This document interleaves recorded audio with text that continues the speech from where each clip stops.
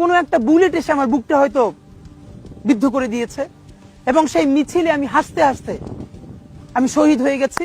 আমি তখন হাসতে হাসতে আল্লাহর কাছে ভীষণ সন্তুষ্টি নিয়ে পৌঁছতে চাই যে আমি একটা ন্যূনতম ওই জীবনটা লিড করতে পারলাম, যে আমি একটা ইনসাফের হাসি নিয়ে আমি আমার আল্লাহর কাছে পৌঁছতে চাই। হায়াত মৌতের মালিক আল্লাহ, ন্যূনতম সিকিউরিটি নিয়ে চলাও হলো সুন্নাহ। কিন্তু আমাদের লড়াইটা হলো, আমার মা স্বাভাবিকভাবেই কান্নাকাটি করেন, আমার পরিবার সবাই। তো আমি আমার মাকে বলেছি যে দেখো, মানে আমরা যে লড়াই নেমেছি, আমার একটা মনে হয় কি কোনো রাজনীতিবিদের না বাসায় মৃত্যুটা হইতে পারে না, এটা কোনো ভালো মৃত্যু না। যিনি রাজনীতি করেন, যিনি লড়াই করেন, যিনি বিপ্লবী, যিনি সংগ্রামী, তার মৃত্যুটা হবে একটা সংগ্রামের মধ্য দিয়ে, একটা রাজপথে, একটা গ্লোরির মৃত্যু।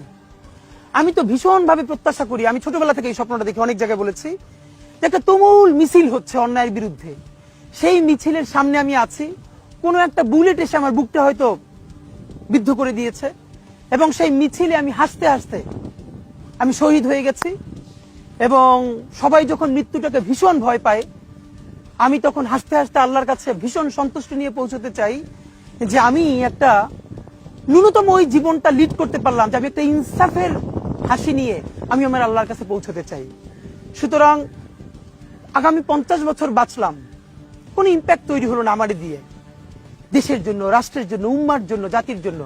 কিন্তু আমি ধরেন 5 বছর বাঁচলাম, সেটার মধ্য দিয়ে যদি আগামী 50 বছরের ইম্প্যাক্ট তৈরি হয়, তাহলে অনেকদিন বেঁচে থাকায় কি সাফল্যের বলেন?